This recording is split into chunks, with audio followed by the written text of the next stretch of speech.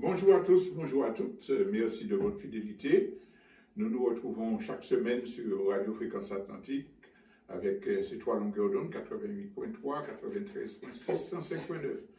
Vous pouvez suivre les émissions sur le net, rfaradio.fr, mais de toute façon, l'émission passe sur Facebook et plus tard, elle est publiée sur YouTube. Donc, nous sommes ensemble pour chaque fois commenter l'actualité internationale et nationale et faire parler de déconstruction. Alors aujourd'hui, nous avons retenu deux thèmes importants qui sont absolument nécessaires à éveiller notre esprit critique, à nous montrer la hauteur du combat que nous avons à mener, puisque concernant le national, nous allons parler de la situation qui a étonné tout le monde, l'annonce par certaines personnes de la fermeture de Radio Apal, la radio révolutionnaire, et donc et les décisions qui sont prises à cet égard-là. La deuxième partie internationale est aussi importante parce qu'à travers l'analyse de ce qui se passe au Venezuela autour des élections présidentielles, nous avons un excellent cas qui nous permet de comprendre comment fonctionnent les dynamiques de manipulation et de désinformation. Alors évidemment, ces deux thèmes-là sont importants et je serai obligé d'être assez long à ce sujet. J'insiste pour dire que beaucoup de gens se fatiguent d'écouter des explications longues, de lire des documents écrits, etc. Et parce que le système a développé une culture du zapping, une culture de la du superficiel, pardon, et les gens ne se rendent pas compte que c'est une façon de nous empêcher de réfléchir, de comprendre et de guider notre vie. Il faut savoir faire des sacrifices. Nous avons vu, excusez-moi de faire ce point-là parce que je sais que je serai un peu long, mais pour que nous ne soyons pas découragés, cela est valable pour l'école. À l'heure actuelle, on détruit les capacités des élèves en soi-disant allégeant les programmes, mais en ne donnant que quelques idées farfelues qui servent le système et qui ne prônent pas l'exigence de travailler, de se sacrifier, de lutter contre le sommeil sur des livres, se reposer, revenir. L'être humain, pour pouvoir mener sa vie, comprendre son environnement, a besoin de travailler mentalement, d'étudier, de cultiver sa mémoire, sa capacité d'écoute sur des temps longs, etc.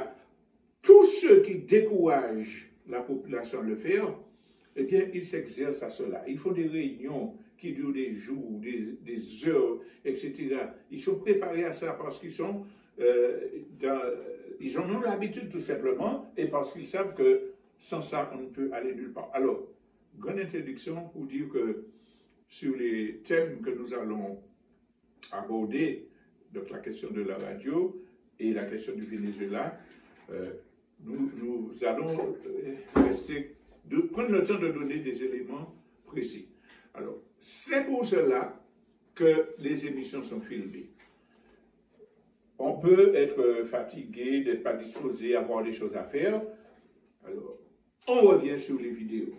Ceux qui peuvent, qui ont la chance de pouvoir écouter le tout, tant mieux. Mais de toute façon, il faut que les choses soient dites, il faut que les choses soient marquées en détail.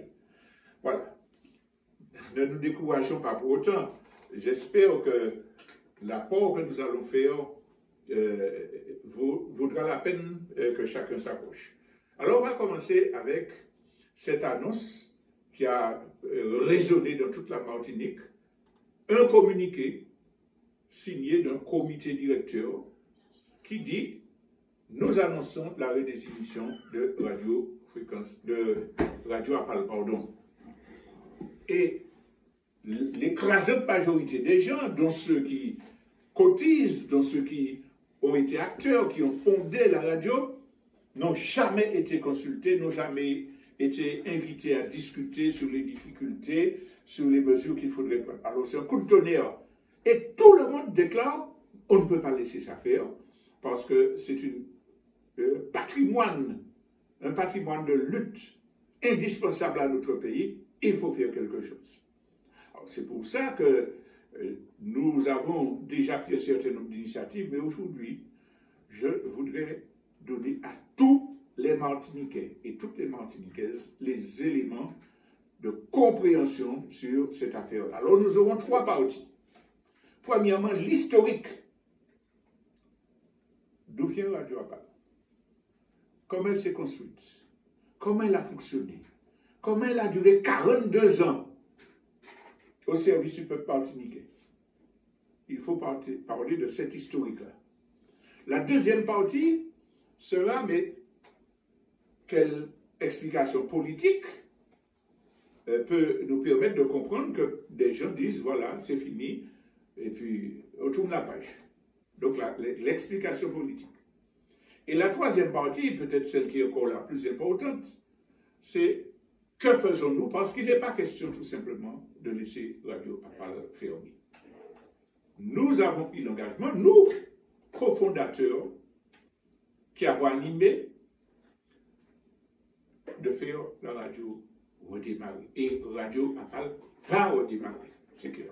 Mais pour cela, il faut l'appui du peuple martiniquais fondé sur la connaissance de la situation et sur la conviction que cet outil-là est indispensable à la lutte de libération du peuple martiniquais. Donc c'est pour cela que nous ferons ces trois parties. Et d'abord, je vais commencer sur l'histoire de Radio Apal. C'est important, double titre. L'histoire de Radio Apal. D'une part, parce que chacun et chacune doit connaître ce qui a été fait pratiquement, les détails. Quand on va dans les livres d'histoire, on apprend telle bataille, tel général a fait ci, telle ville a été occupée, tout ça. Ça permet de comprendre l'histoire du pays. Pour comprendre l'histoire de Radio Apal et de la Martinique résistante, il faut connaître les faits que je vais vous donner. Et puis la deuxième raison, qui est particulièrement importante, c'est que ces 42 ans de lutte politique sur le terrain, en s'appuyant sur Radio Apal, ont donné une expérience de la lutte contre le colonialisme, de la façon de communiquer avec le peuple. Donc, il est important de communiquer cette expérience-là pour que tous les militants, toutes les militantes, les jeunes puissent bénéficier de cet héritage-là pour avancer dans les nouvelles étapes de notre lutte de libération nationale.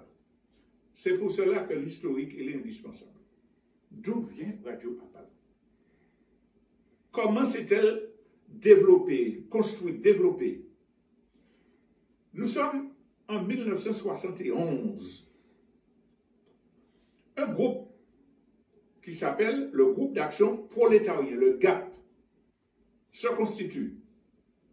Et les militants dont nous faisons partie ont pour objectif de faire la révolution en Martinique et de mener notre peuple à la souveraineté. C'est pour ça que le GAP est créé. Entre 71 et fin 72, les militants développent une conception radicale,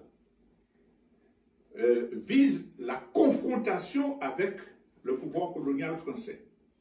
Ceux qui ne l'ont pas encore vu peuvent aller voir le film « Nous verrons Pelé sans payer » qui raconte une page de cette histoire-là pour voir comment ce petit groupe-là avait secoué la Martinique avec cette affaire de cette lutte « Nous verrons Pelé sans payer ». Donc il s'agit de chercher la confrontation.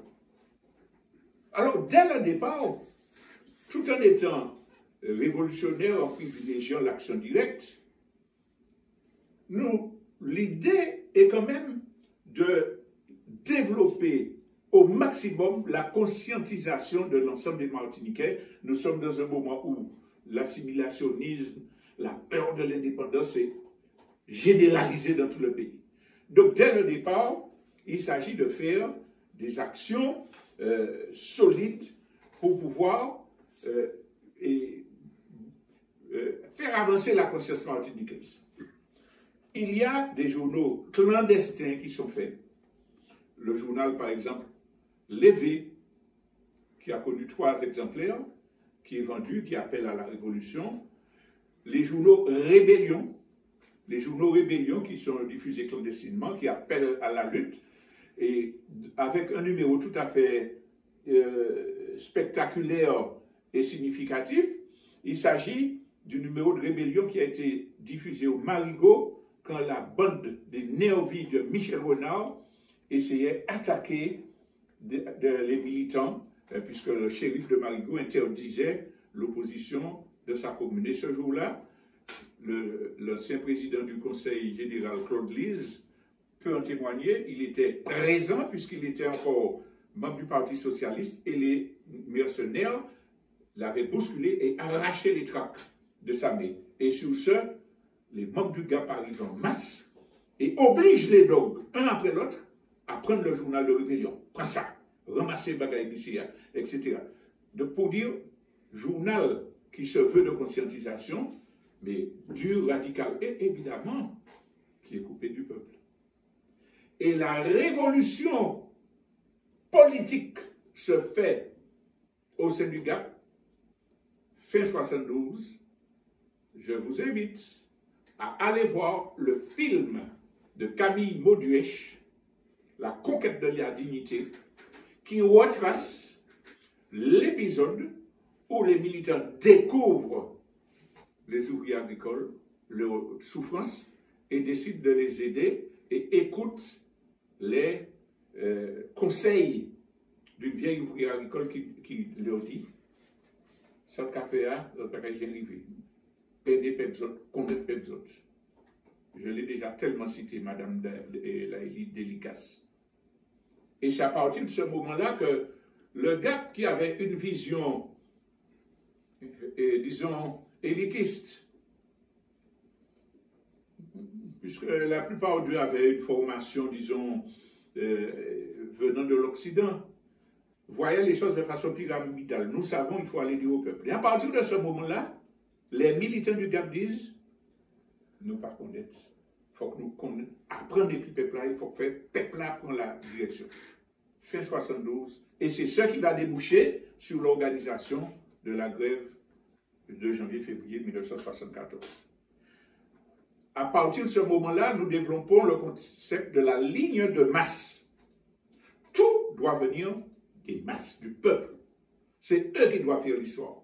Nous ne pouvons que faire des apports, ce que nous pouvons faire en matière théorique et politique, mais nous devons apprendre avec eux pour définir ensemble la direction pour l'émancipation du peuple martiniquais.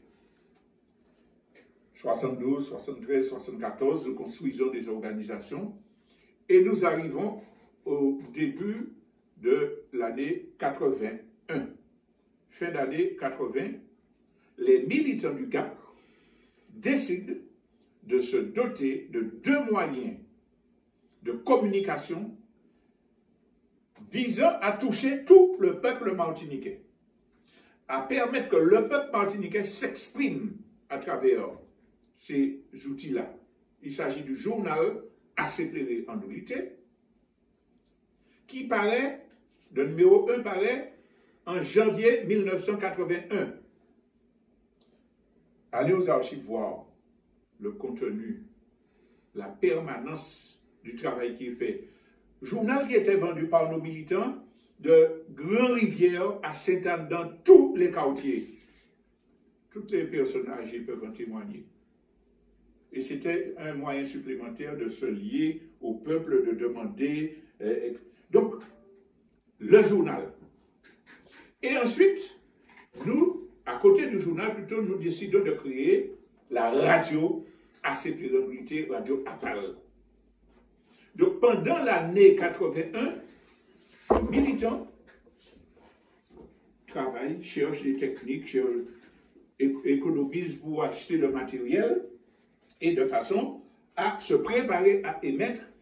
Et le 6 décembre 1981,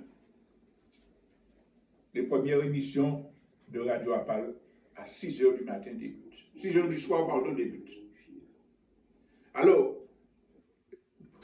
l'anecdote, excusez-moi, comme c'est long, je vais glisser peut-être des petites anecdotes pour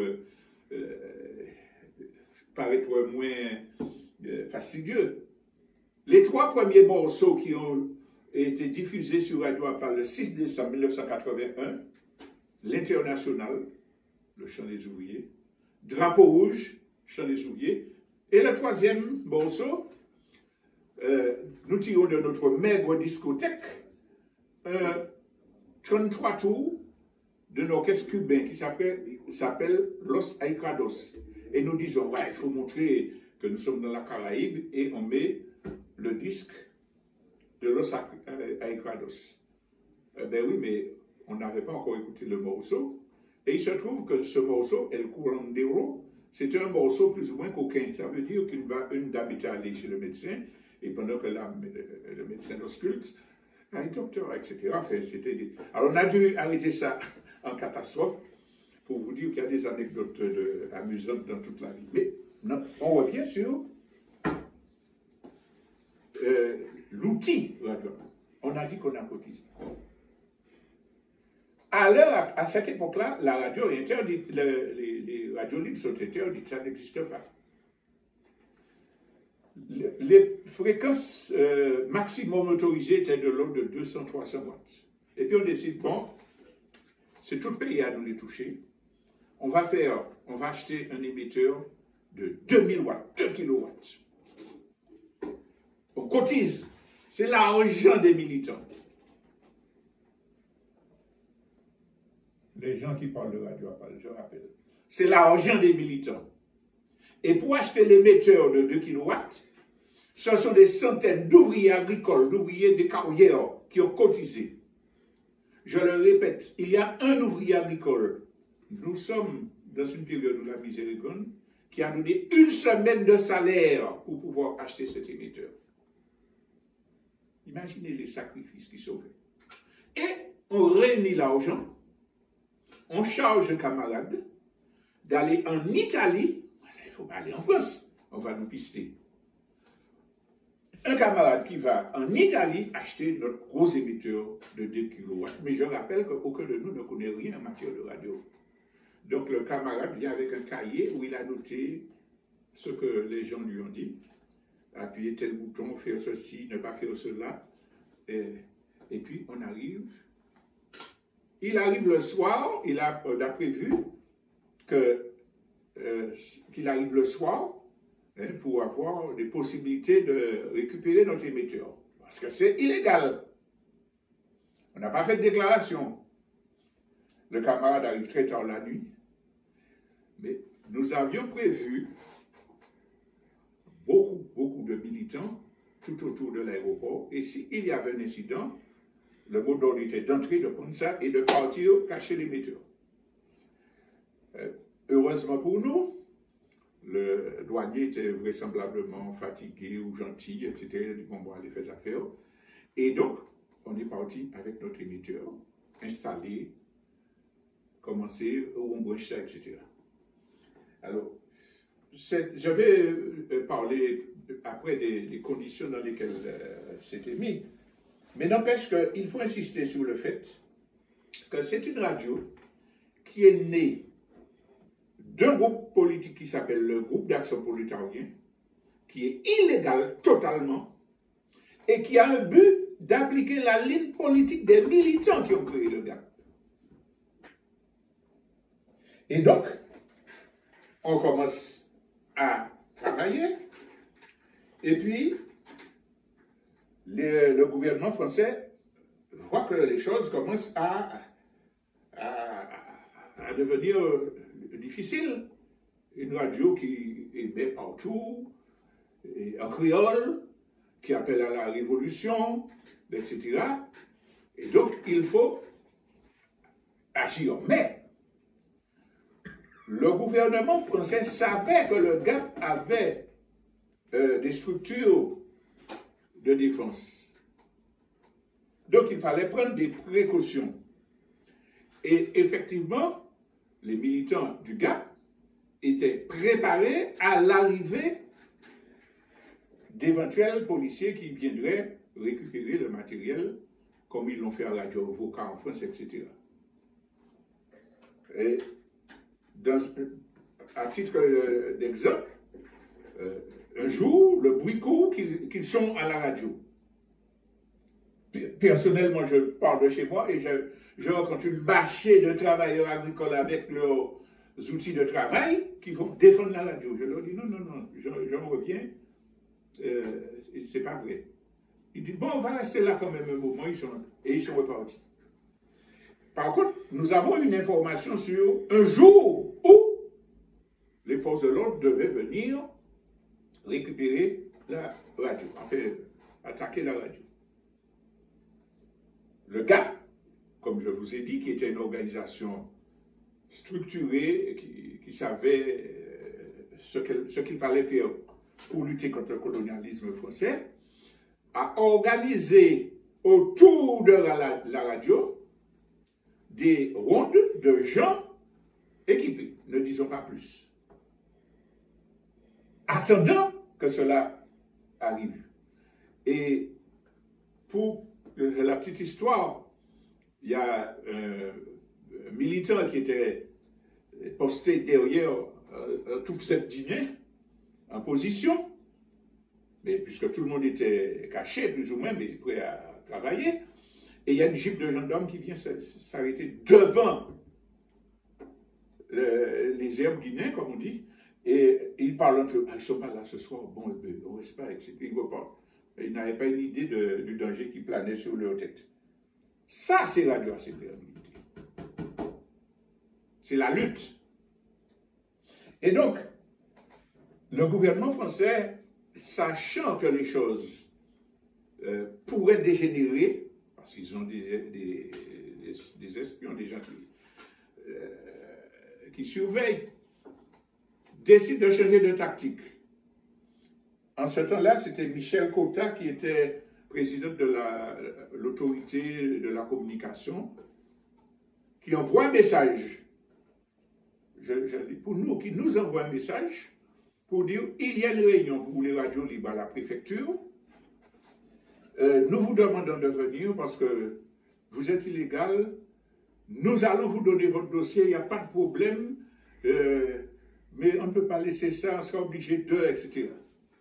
Évidemment, le camarade qui va à la réunion pour savoir ce qui se passe reste près de la porte, je peux vous le dire, il s'agissait de moi. Et Michel Cotta qui déclare, oui, je sais que dans la salle, il y a un représentant d'une radio illégale, je renouvelle l'appel, nous allons leur donner la fréquence, mais il faut ceci, faites cela, etc. Évidemment, nous n'avons pas répondu. Nous sommes illégaux, nous ne voulons pas déposer de dossier pour qu'on nous dise il y a un cahier de charges, etc. Quelque temps passe et une autre tentative se fait contre radio. Un individu pénètre et vole la lampe essentielle qui fait tourner l'émetteur. Je crois qu'à l'époque, ça valait 4500 francs, cette lampe. Et il s'en va avec. Donc la radio ne peut pas fonctionner. Sauf que, je rappelle que le GAP avait des structures et on est arrivé à savoir qui était-ce. Donc, une équipe de militants est allée au domicile du voleur, exiger et récupérer la lampe. Pour vous dire qu'il s'agissait d'affrontement. Mais ceci dit, après plusieurs années, quand on s'est rendu compte que le gouvernement ne pouvait pas s'attaquer à nous, nous avons décidé de changer de stratégie.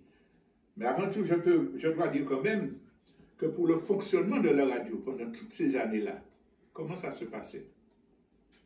La sueur et le sang des militants. Il y avait une trentaine de militants qui se succédaient pour faire tourner l'émetteur, pour organiser des émissions.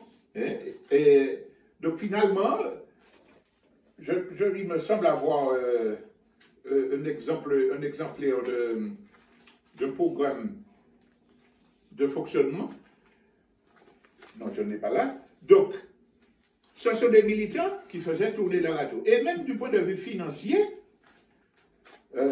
l'essentiel était fait par le sacrifice des militants. Donc, quelques années après, on décide de créer une association pour élargir l'assiette des gens qui soutiennent Radio Apal. Et nous créons la Décoba. Alors, je vous montre quand même, bon, vous pourrez vous reporter aux archives après. Il s'agit du journal assez éclairé en unité, qui indiquait comment entrer à la Décoba et pourquoi. Et qui s'engage en faisant la Décoba à permettre à ce que les gens qui cotisent soient acteurs de la radio. Ils sont membres cotisants, acteurs de la radio. À cette époque, le premier président, c'était Richard Chateau-Degas. Ensuite, ça a été Jean-Claude Boussinet. Donc, la Décoba fonctionne, mais nous restons toujours sur la base de compter sur nos propres forces. Et pour vous donner une idée d'un des rapports financiers, dépenses moyennes mensuelles, 23 000 francs. Recettes moyennes mensuelles, 19 000 francs. Déficit, 4 000.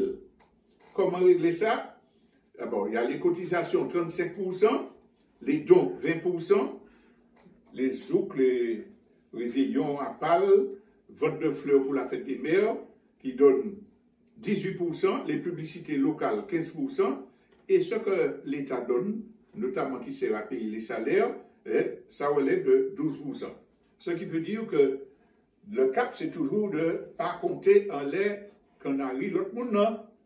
S'il décide de couper, on n'aura pas de problème, on va continuer. Donc, quand on a expliqué que la radio fonctionnait comme ça, on rappelle que c'était une radio militante.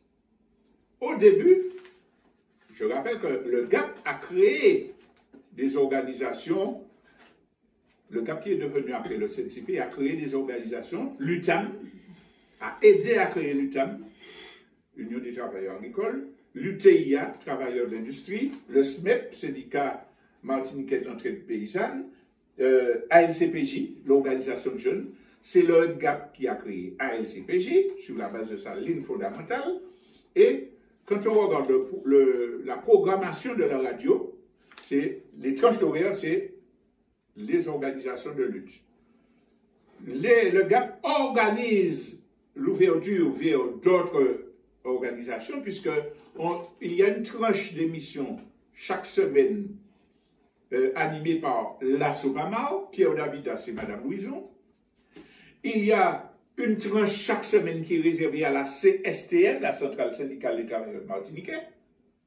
C'est après, quand RLDM a été créé, que la CSTM a commencé ses émissions sur RLDM. Évidemment, toutes les luttes étaient répercutées. C'est ça, radio, qui donne la parole. Et puis, les émissions de quartier. L'émission la plus célèbre, si l'on veut, c'était celle animée par, produite par David Boutanda, surnommé Dédé, qui allait dans tous les quartiers, dans tous les trous, partout, dit aux gens qui mènent qu'à vivre, sans autre besoin, qui mènent qu'à la vie, peuple là qu'à parler.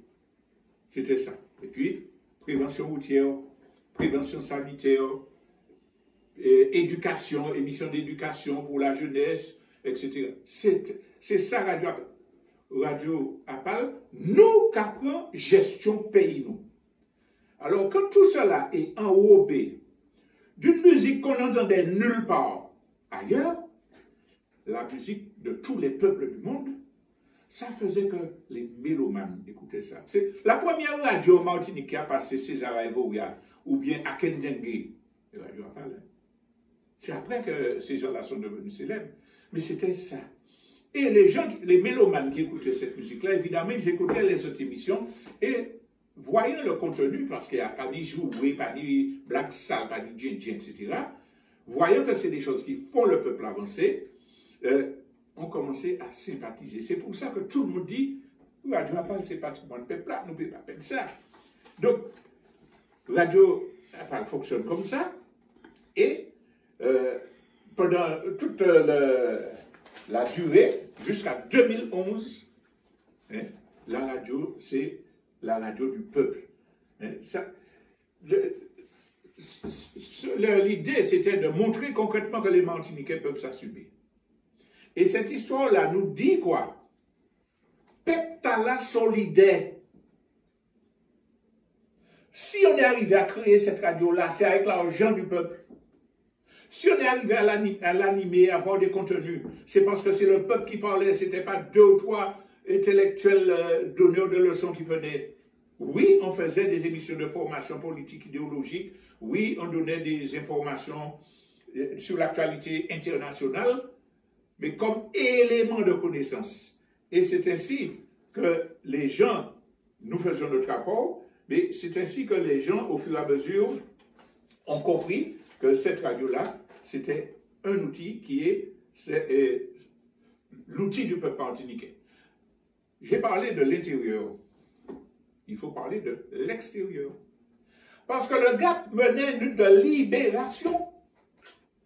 Et le GAP, c'est qu'il faut s'organiser sur place, mais si on n'a pas de soutien extérieur, on ne va nulle part. Le GAP est membre fondateur de l'Association mondiale des animateurs de radio communautaire, AMARC. Donc les radios de tous les pays du monde, qui sont des radios alternatives, se réunissent dans différents pays pour pouvoir harmoniser, s'entraider, etc. Alors, nous avons à cette occasion fait venir ici la présidente de la MARC, Eugénie Aou, qui est une Sénégalaise. Nous avons participé à des rencontres internationales au Canada, les différents camarades. Nous avons là, ici, le 5e congrès de la MARC, où on a une délégation, Michel Nédan, Château des Gars, et qui se passe au Mexique. Nous avons également participé à un congrès très important au Nicaragua de la MARC. Et la photo que vous voyez là, c'est une photo de nos représentants qui discutent avec Thomas Borgé, le principal dirigeant de la lutte armée au Nicaragua. Ça veut dire que nous faisons passer les thèses, nous cherchons des soutiens. Le combat international ne peut pas être coupé du combat sur le terrain. À côté de cela, bien entendu, nous faisons des animations, des ateliers, des séminaires sur la communication. Je ne vais pas rester plus longtemps sur ça. Mais pour dire que, quand vous avez écouté ça, vous voyez que c'est un outil de lutte indispensable à la lutte du peuple martiniquais. C'est un outil qui nous permet d'organiser la solidarité et de combattre le pouvoir colonial. Quand je parle de sacrifices qui ont été faits, j'en arrive au déplacement du studio Radio ACP Renouvelité. Quand Radio ACP Renouvelité a été créée en décembre 81, la radio était à mon domicile personnel, chez moi. C'était une petite maison de 2 pièces. L'émetteur était dans les toilettes et le studio était dans la chambre de ma fille bébé. On est resté des années à fonctionner comme ça. Je passe sur les conséquences que ça peut avoir dans un ménage, bref, et dans un foyer. Mais là, nous avons petit à petit appris à maîtriser l'outil. Et là encore, il faut montrer l'importance de la ligne de masse, du respect de tout le monde. Les gens qui disent RFO, bagaille pas tout. Oui, c'est bagaille l'État, mais c'est des gens qui ont des RFO. Nous avons commencé à avoir une émission de qualité, parce que, comme je vous ai dit, nous, pièces pâtées qu'on est rien, Donc on entendait des quics, etc., des fusibles sautés, etc. Nous avons commencé à avoir des émissions de qualité quand un technicien de haut niveau de RFO a commencé à nous aider clandestinement pour améliorer, pour nous enseigner, pour nous former, etc. Si depuis nous avons mon RFO, nous avons dit, ah, va pas sortir là, nous parlons, ouais, peut-être. Nous, on sait voir les hommes. Et celui-là appréciait le travail. Donc il est venu, il nous a enseigné, il nous a aidé la radio à fonctionner de mieux en mieux, jusqu'au jour où il est convoqué à la préfecture, qui lui dit, nous avons appris que vous aidez Radio Apal. Vous choisissez si Radio Apal ou votre travail. Évidemment, nous lui avons fortement conseillé de ne plus participer à Radio Apal parce que l'intérêt de l'être humain est supérieur aux ambitions politiques. Gloire à celui-là, je ne donne pas son nom, gloire à celui-là. Et puis, je parle de sacrifices de gens qui ont failli perdre leur vie. Quand la radio était à mon domicile et qu'on a décidé de faire un mât monté de 23 mètres, et puis qu'une trentaine de camarades tiennent le mât pendant que 2 personnes sont au sommet du mât, un militant et un technicien, et puis qu'il y a quelque chose qui se passe mal, le mât se plie et les 2 tombent de 23 mètres.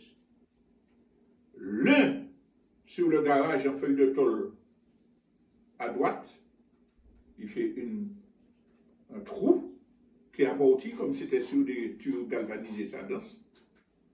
Il a perdu son doigt qui a été coupé par le câble. Et l'autre tombe sur le toit de ma maison à tel point qu'il casse le poteau qui soutient les tôles et qui fait une cabane. Un militant à nous.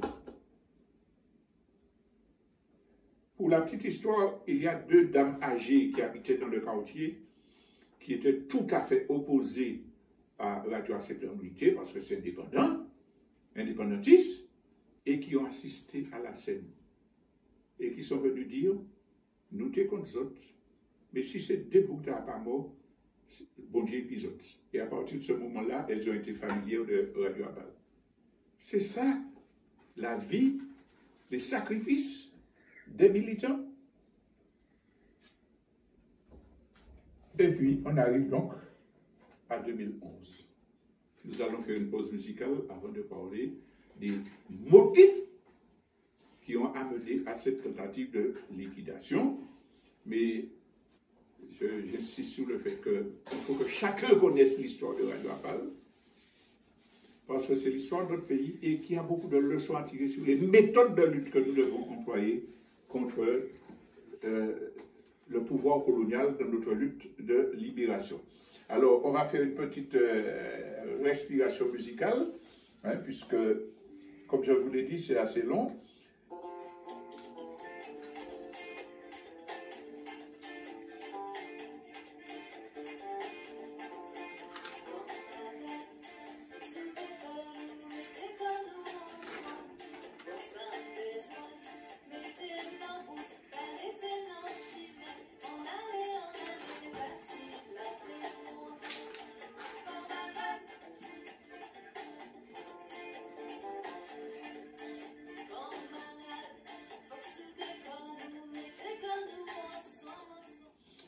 Deuxième partie, comment en est-on arrivé là?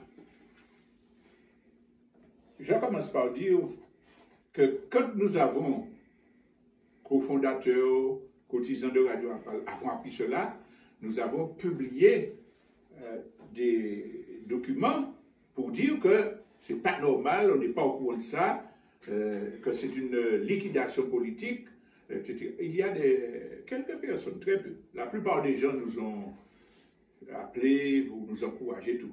Mais il y a quelques personnes qui ont dit, mais vous avez attaqué, il ne faut pas se diviser, etc. Ça, c'est quelque chose dont il faut se méfier.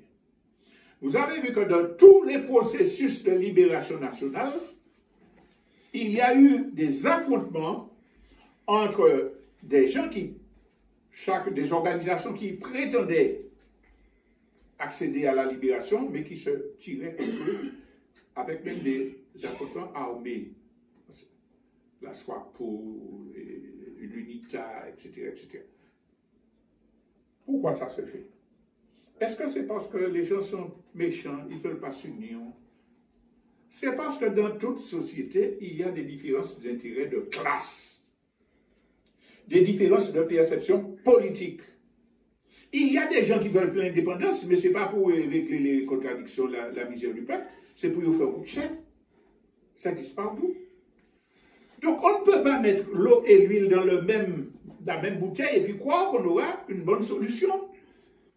Il faut que ceux qui veulent une souveraineté dans l'intérêt du peuple restent ensemble autour de la même ligne et ne se diluent pas avec des gens qui montrent qu'ils ont des intérêts égoïstes, des intérêts de classe différents.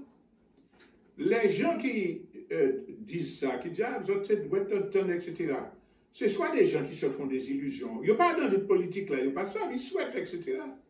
Ou bien soit des gens qui sont opportunistes et qui ne veulent pas que le travail politique aille dans une direction.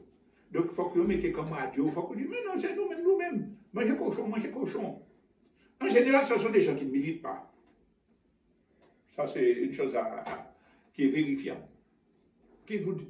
Mais enfin, cher Martiniquais, cette personne qui écoute, la vie des êtres humains, c'est la division, les contradictions, en fonction de l'esprit, le caractère, etc. On cherche, ceux qui sont sains, ceux qui sont honnêtes, cherchent à réunir, et puis ceux qui ne le sont pas, cherchent à liquider, à détruire, à tuer. Quand il y a des conflits au sein du ménage, on peut dire oui, il faut essayer de protéger la famille. Mais si vous avez un voyou qui violente son épouse et ses enfants, vous n'allez pas dire, mais oui, non, nous mettez sur la famille, restez ensemble. Non, il faut couiller à Bougla. Pour madame l'en peut vivre, pour Yish la peut vivre. Les gens qui donnent ce genre de conseils pour la politique globale là, comment se comportent-ils quand ils ont des difficultés avec leurs voisins de quartier, leurs collègues?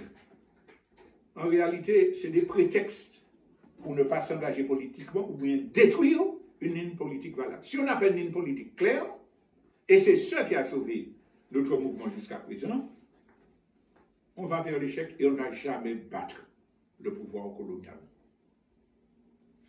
Qu'est-ce qui se passe en 2011? Le GAP, qui est devenu le CNCP, qui a la politique dont nous parlons, qui a impulsé le GTM, impulsé LCPJ, qui a impulsé la radio, etc. Le GAP qui a cette ligne-là a des contradictions politiques internes. Il y a un certain nombre de personnes qui utilisent l'alliance que le CNCP avait faite avec le MIM pour arriver à la direction de la région et qui essaient de détruire la ligne politique du CNCP. Il y en a déjà qui avaient dit qu'il faut ne plus aller sur le terrain pour essayer de conquérir telle municipalité. Ceux-là disent, et c'est l'alliance avec les patriotes du MIM, c'est ça qu'il faut mettre en avant. Et donc, tout le travail politique de terrain qu'on fait, ça ne les intéresse pas. Chacun sait qu'il y a eu des divergences de vues entre le MIM et le CNCP sur la façon de travailler à la région. La place à donner, par exemple, à la lutte contre la vie chère. L'intérêt apporté à la question des 50 pas géométriques. Mais ça, ce n'est pas un problème. C'est des organisations différentes. C'est normal qu'ils aient des stratégies. Ce n'est pas le problème. Mais simplement, si deux organisations ont des stratégies différentes, il est plus intéressant que chacun fasse sa part de travail pour arriver au but commun. le CNCP décide de ne pas renouveler l'alliance électorale avec le MIM, sauf que les 3 personnes qu'il avait fait élire sur la liste d'union ne sont pas d'accord pour laisser le non. C'est ça le problème.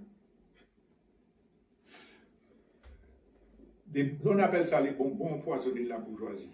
Et à partir de ce moment-là, il rentre en contradiction avec les créateurs du GAP, les anciens militants, tous ceux qui défendent la ligne de masse. Hein? Il rentre en contradiction parce qu'il faut qu'on continue à rester accroché au MIM. Entre parenthèses, vous avez vu aujourd'hui les conséquences. Bon. À partir de ce moment-là, il y a ce qu'on appelle un putsch, un coup d'État qui est organisé par ces personnes-là qui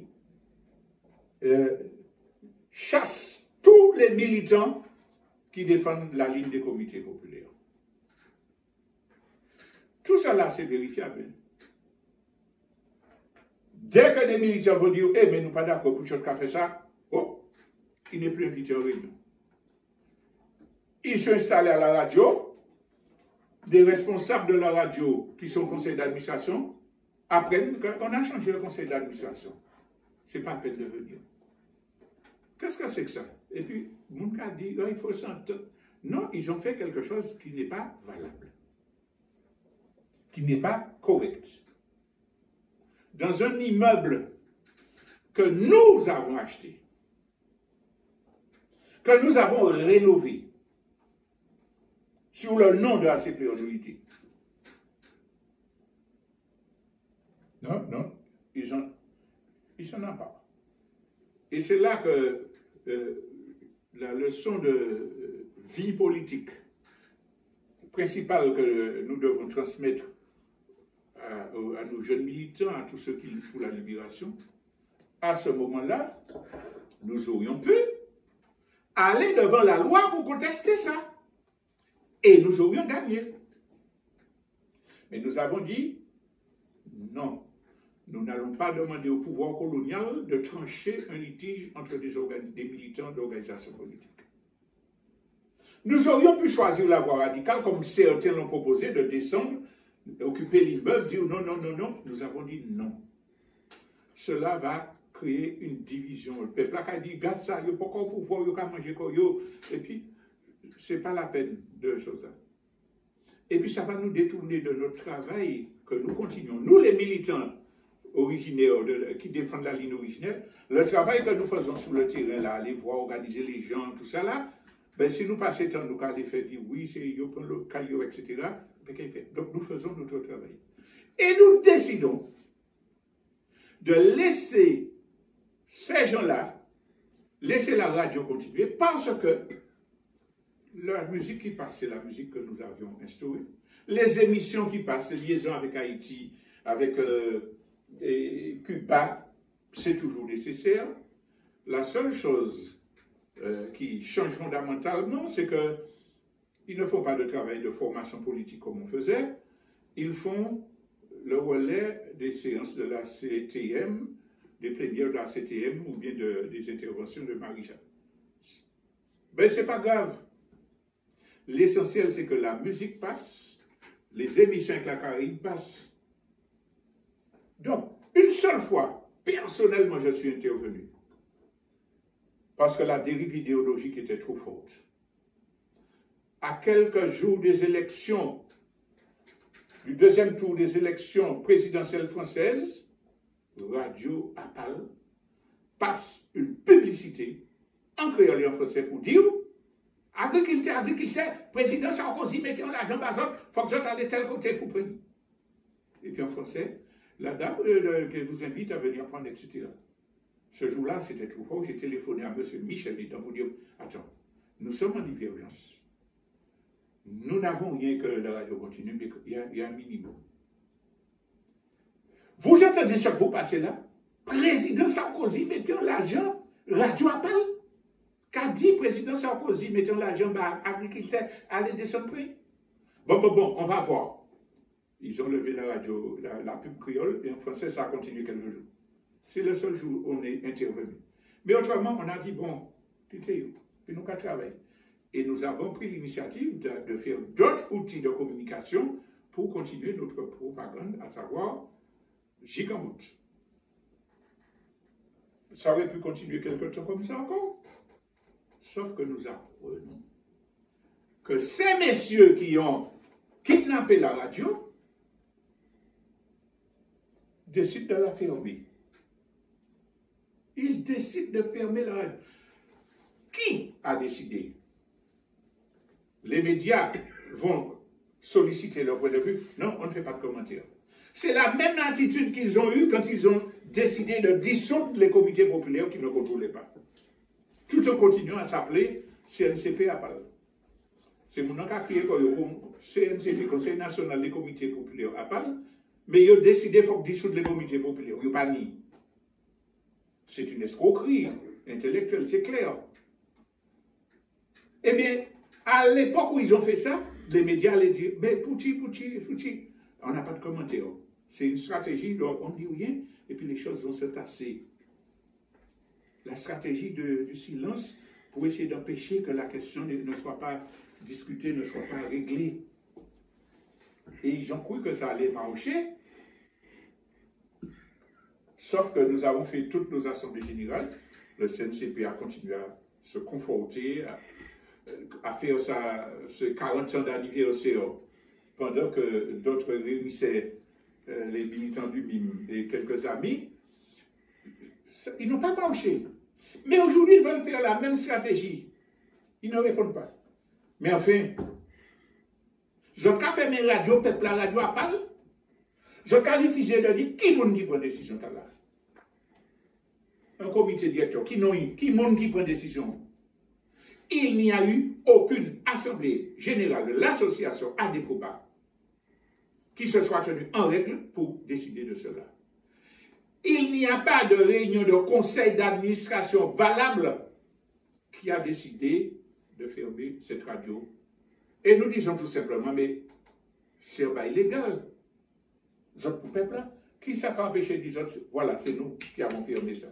Voilà le procès verbal, il y avait tant de personnes, etc. Il n'y a pas qu'à faire parce que ce n'est pas normal. Et puis des gens viennent nous dire réconcilier pas. Non, ce sont des gens qui veulent liquider pour des raisons politiciennes la radio révolutionnaire que nous avons créée. Et donc il faut absolument se battre pour que Radio Apal ne disparaisse pas.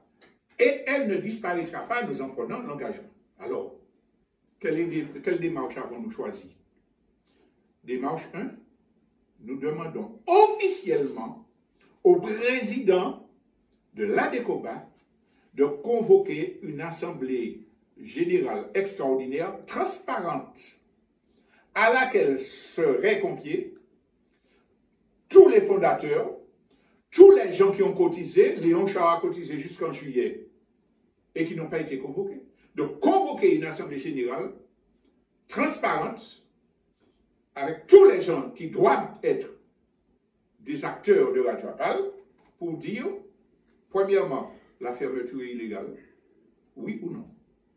Deuxièmement, décidons-nous de relancer Radio, oui ou non. Ça, c'est cela que nous voulons faire. Et il y a une réunion qui s'est tenue mercredi dernier en présence de 63 personnes. À l'unanimité, il a été voté une motion pour dire nous demandons une assemblée générale. Alors, les 40 personnes étaient cotisants ou fondateurs, et puis les autres, c'est des gens qui soutiennent la demande de l'assemblée générale. Et cela sera fait.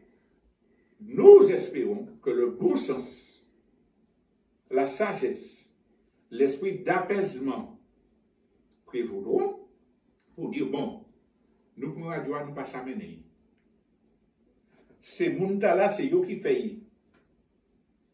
Yo les continuer, yo pas ni problème d'effectif, yo pas ni problème financier, ça compte dans les cours. Pour qui ça nous pas dire, bon, ben camarade, on fait une réunion et puis on vous passe le bébé? Pour qui yo pas qu'à faire? C'est parce qu'il y a une volonté de liquidation politique. Et nous demandons que l'ensemble des gens qui ont cotisé fassent pression pour obtenir cette assemblée générale-là. Nous demandons que les journalistes, les artistes qui intervenaient sur la radio, tout le monde, etc., prennent position, disent oui, nous voulons que la radio appelle. Ça qu'a dit nous individuellement, c'est très bien, ça encourage nous, mais il faut qu'il y ait dans le paysage martiniquais un mouvement de gens qui disent nous voulons que Radio Appal continue. Nous voulons que ceux qui sont prêts, qui sont à l'initiative et qui sont prêts à la reprendre, à la faire revivre, et puissent arriver à avoir l'outil. Ça, c'est important pour nous que ce soit, c'est notre ligne de masse. Que le peuple intervienne pour sauver Radio Appal, que de toute façon, nous remettrons en place d'une façon ou d'une autre. Pourquoi? Et ce sera ma conclusion. Chers camarades, chers auditeurs, à l'heure actuelle, le monde est confronté à des dangers extrêmement importants qui peuvent détruire l'humanité. Des règlements climatiques et catastrophes. Risque de plus en plus confirmé d'une troisième guerre mondiale. Développement du fascisme. Crise économique majeure. Nous ne pouvons pas ça vivre encore. Et cinquièmement, délitement moral. Nous ne venir fou, nous ne prendre koyo, etc. La bestialité de la civilisation occidentale impérialiste détruit les liens humains. Ça, c'est la réalité. En face de ça, il y a des initiatives alternatives qui sont prises pour faire échec à ces dangers-là. En parlant, en développant des alternatives, en expliquant ce que les autres peuples font. Et notre radio, qui pendant 40 ans a fait ce travail-là, on pourrait imaginer qu'elle déserte un tel combat pour dire, mais comme toi, mon décidé, on va faire, mais nous finissons ça. C'est un objet de lutte contre le pouvoir colonial. Faire Radio Appal vivre. Faire comprendre à ceux qui ne sont pas dans la légalité qu'ils ont encore une chance de régler la solution dans l'intérêt du peuple martiniquais. Voilà, j'ai porté les éléments. Dans la partie interactive sur Radio Appal, vous pourrez poser toutes les questions. Donnez votre point de vue. Radio RFA. Nous sommes maintenant sur Radio RFA. Je suis tellement déjà prêt à ce que Radio Appal fonctionne à côté, fraternellement avec RFA, que j'ai anticipé. Donc, sur 031403, vous allez poser des questions. Mais ce n'est pas Jéki là, c'est un combat politique contre des opportunistes, contre des liquidateurs et contre le pouvoir colonial français. Nous ne pouvons pas y priver comme nous des outils là que le peuple a signé, souhait pour battre le martiniquais. Je vous remercie de votre attention. Alors, dans quelques temps, nous allons écouter Thierry Joseph Angélique nous parler des informations qui concernent la Martinique. Et puis, nous aurons ensuite notre partie interactive. Jingle. Voilà.